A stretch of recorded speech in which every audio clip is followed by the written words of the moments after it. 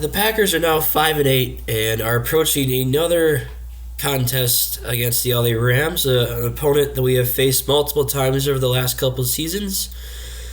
It looks like we're in line for another win as they are facing us with a depleted roster, no Cooper Kupp, and Baker Mayfield. Even though he had a fine week last week, he has not been the same quarterback as we saw at Oklahoma. So my question is, do we want to win this game? I mean, would it be better to lose the game to have a better draft position, or do we still want to try to make the playoffs? Also, we recap the Packers vs. Bears as we defeat our favorite rival.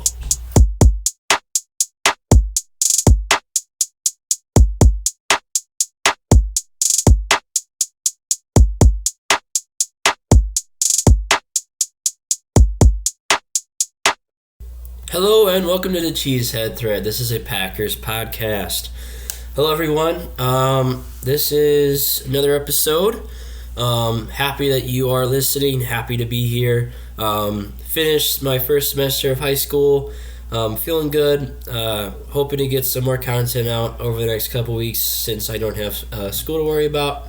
But I am a little bit under the weather, so if you don't, if my voice sounds a little weird, that's why. But let's start off with the nice win against the Chicago Bears, 28-19. Packers score 18 points in the fourth quarter to defeat the Chicago Bears. Just another win against a team that we obviously should beat. I mean, I feel like we've lost multiple teams this year that we should have beaten, but obviously that hasn't been the case this year. Rodgers, 18 for 31, 182 yards, 6 yards a throw, 1 touchdown, 85.7 rating. Not a great game for him, but, we'll take it. Christian Watson performing like, the second coming of Randy Moss right now. 1 carry of 46 yards and a touchdown, and then 3 catches for 48 and a touchdown. Had some key plays in this game. Definitely worth that draft. Definitely worth that draft pick. So, really, really happy about his development. I actually wrote an article about him that I hope you guys can check out. I'll even post a link to it in the description of this video, so you guys can see it. A.J. Dillon had a nice game. He did better than Aaron Jones because Jones was kind of dealing with a shin injury. He kind of got it in like the first quarter, and then he kind of just was like in there sporadically. Dillon goes 18 carries, 93 yards, 5 yards a carry. Exactly what you want from your big man, and a touchdown. Aaron Jones, 9 for 26, 3 yards a carry. Big reason for that, like I said, is just the injury. And then Patrick Taylor gets a carry. Good for him. He's been in and out of the lineup, in and out of the roster. So good to see him get a first down. It was a key first down, and happy for him. Allen Lazard came up big today. Really big in key moments. 5 catches, 67 yards. A.J. Dillon gets a couple key catches, 3 catches for 26. Aaron Jones, 5 for 24. Tanyan, 1 for 10. And then Samori Toure got a catch, which is good to see for him. Samori Toure, 7th round pick, someone that could have difficulties finding a roster, from time to time. But happy to see him producing for us. No catches for Lewis, Cobb, or DeGora. Lewis got the 2-point conversion at the end of the game, but really rough game for Randall Cobb. There was that big miscue with Rodgers, and, the announcer pointed it out. I mean, I don't know how the heck he just missed that. I mean, Rodgers just completely missed that. But, yeah, I mean, overall, not bad. Could have been worse. Could have lost the game. But, good job by the offense for producing 28 points. Justin Fields, 20 for 25, 254 yards, 2 interceptions, 75.7 rating. Rodgers and Fields both have the same thing, where it's like sometimes they look and play like, in Rodgers' case, like the MVP, and then for Fields' case, like an up-and-coming running quarterback that could be really dominant in this league, and sometimes they both look like bottom-tier quarterbacks. I mean, Rodgers sometimes just completely misses throws, and it's just like, Rodgers, what the heck happened? How did you miss this throw? And Fields, he made some bonehead decisions. I mean, that throw to seal the game, not the Jair, but the Nixon one. I mean, Nixon was right there. I mean, 100% he could have intercepted it, and he did. Jair also, it wasn't a... Jair just beat that route, so that's not on Fields. But sometimes, I mean, Fields, like, these incompletions just look terrible. But he had two nice completions on Jair. Doesn't look good for Jair. Cheesehead news, I think, with, like, Aaron Nagler. I think they pointed out that there was, like, a miscommunication between the defense. It wasn't the N'Keal Harry one wasn't really on Jair. The EQ just burned him, but EQ was the big reason why for that second interception. So that's not really on Fields, but overall, I'm like, Fields, he's had more yards than us. So, and then rushing wise, he's always scary. He had that nice 55-yard touchdown. Our entire defense got burned because we can't stop the side of a barn on the run game. 155 yards on the ground for the Bears. Stop? Like, can we stop anyone? They average 6 yards a carry. Defense needs to change some things seriously on the run game. We've given up. There was a graphic during the game that we've averaged like over 400 yards of total offense on our defense over the last 3 games before this one, of course. And it looks like to me that they also got over 400 yards of offense. I could be wrong, but it looks like it. I guess I could check real quick. But yeah, I have a hard time figuring out what the actual problem is with our defense, because we come into the year, 409 yards of offense. Yeah. Another 400 yards of offense. Like, can we stop a team, especially an offense that, yes, it's been explosive, but, I mean, they've got EQ, who we should know as Packers fans, not the greatest player. N'Keal Harry is a bust. Cole Kmet, solid tight end, and David Montgomery, solid running back, but who else is on this team other than Chase Claypool that scares you? Darnell Mooney's out. He's hurt. What scares me? What scares you? I don't know. There's continued talks about Joe Barry need to be fired. Kind of agree. But, I mean, until the season's over and we know what happens in these last couple games, there's not really a for sure thing that we'll notice. Campbell came back in this game, I believe. Had a solid game. 10 tackles. Jair, not his best performance, but he had that huge interception. Quay Walker had a nice game. Once again, no pressure. I mean, we can't get any pressure, it seems like, and it's starting to show.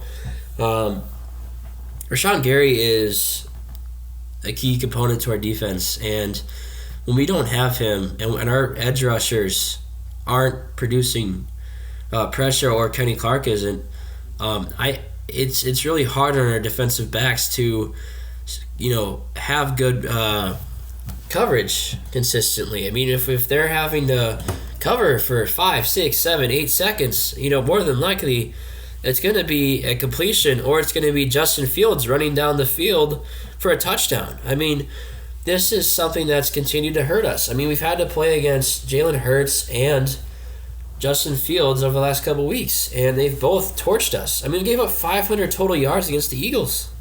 The Eagles, for better for worse, whooped our butts on defense.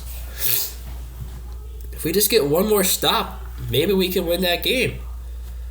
Randall Cobb, punt returner, I'm happy to see that. I think that should be the move long term. Mason Crosby had a huge field goals in this game. Keyshawn Nixon, can do your thing, man. You're taking over. I really want you on this team next year.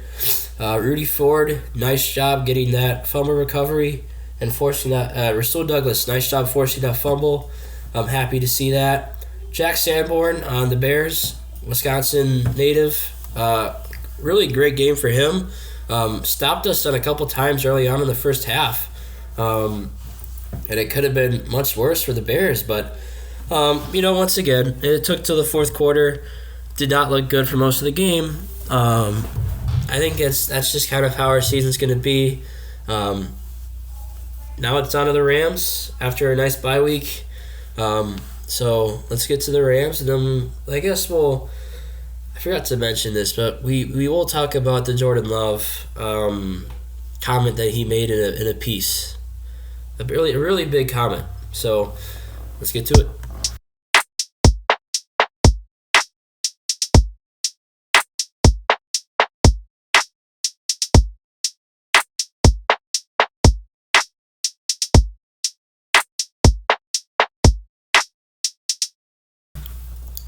So, Packers coming into this game 5-8. The Rams are 4-9. Both teams don't have a ton to play for. Peter Bukowski pointed out that before the year, probably both would have said, "All right, this is a huge matchup to see, what would happen for playoff positioning." But both teams are most likely not going to be in the playoffs. To that part, I would say, is it worth it to continue to win games? That's a big question. Does the draft positioning matter in a trade piece, in a trade, target to get a specific player? Is it best to just try to make the playoffs? Hopefully, whatever you get at if they don't make it, whatever you get, like the 16th to the 18th to the 20th pick, and even if they do make it, most likely they lose. Is the player they get at 16 through 22 better than what they would have gotten in the top 15? Time will tell. Obviously, the 6th round pick in 1999 or 98, Tom Brady, was a lot better than whatever the heck the first 6 rounds produced. He's the best player in that class for sure, but it doesn't matter where players are drafted necessarily. But I don't know. I think it's a definite question in this game to talk about. Looking at the injury report, David Bakhtiari is out once again after he was last week. He had an emergency abdomen surgery. That's pretty scary. Just another injury for Bakhtiari. Hope he's doing okay. Just been really rough for him. Romeo Doubs, I believe, is going to play, but it does say unspecified at this time on the injury report. Positive injury report for the Packers. Aaron Donald out, possibly the best player in the league. David Long, John Wolford, Marquise Copeland, and Trayvon Howard are all out for the Rams. Brian Allen is questionable. So I think it's also, and Aaron Jones is also good to go. For any questions about that shin and that ankle injury, he's fine. And Aaron Rodgers is also good to go. I think it's a definite question. I think this game will be a lot about how Baker Mayfield plays, considering he has a full week to understand the playbook. Last Thursday, came in after just knowing the playbook for a day, beat the Raiders, who are awful, and sucks to suck Devontae. Take that L.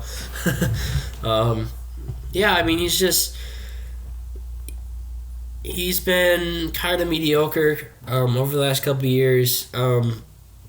Obviously, he was a Heisman at Oklahoma, a really good player there. But he's just, that talent hasn't really crossed over to the league.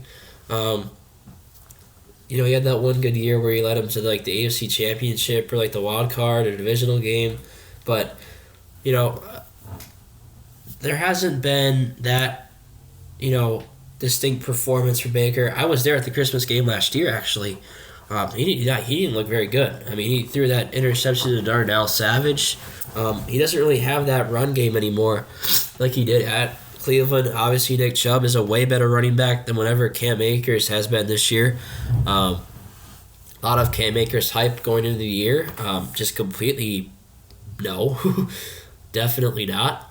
So yeah, I mean, I think this game could go the Packers' way. The Packers are definitely betting favorites. It's a home game.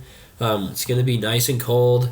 Could be negative degrees. That's definitely cold. Being from there and everything. So there's definitely a lot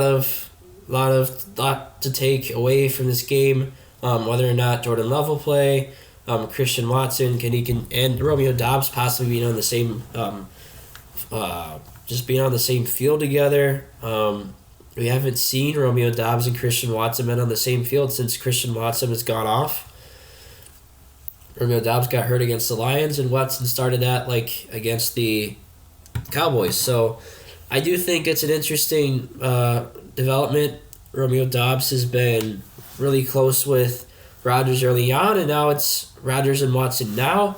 So there's a lot that we can take away from this game. Hopefully the defense can stop the run game this time, considering that it's a bottom to the worst run game in the league. Packers and Joe Barry, I'm looking right at you. Can you stop this run game? If I see over 125 yards in this game, I'm not going to be happy. Can the defense limit the Rams to under 350 yards? Can the Packers score more than 30? Can Aaron Rodgers have more than 300 passing yards, which is something he has not had done all year? I don't know. But these are some of the things I'm looking for. I'm not going to give a game prediction because every time I do, it seems like we lose. So I'm hoping for a win, though. Even though, it might be good for draft position, you always want your team to succeed, especially against a rival, which we kind of have with the Rams now. So, yeah, I'm hoping for a good game at least. So go Pack, go.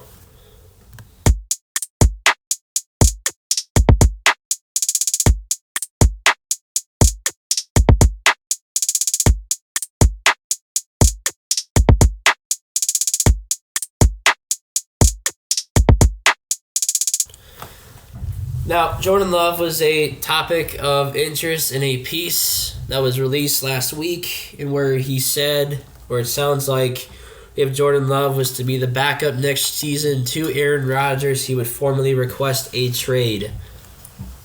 Is this news? No. It makes sense. Aaron Rodgers had to wait 3 years. Jordan Love's had to wait 3 years. Jordan Love wants to play. Any player that's coming out of college wants to play. They want to prove themselves. And Jordan Love has not had the opportunity to do that, really. He's only had a quarter against the Eagles, a full game against the Chiefs where he was not prepared for it, and Devontae Adams was either not in the game or was recovering from COVID himself and wasn't the same. And whatever preseason work he's done, he's not had a lot. And when he has played, it's been positive and negative. There was a game against the Cowboys for Aaron Rodgers that kind of showed, whoa, this guy's the real deal. Love showed that he was the real deal against the Eagles. I think it's a definite question for this offseason and for this management to decide.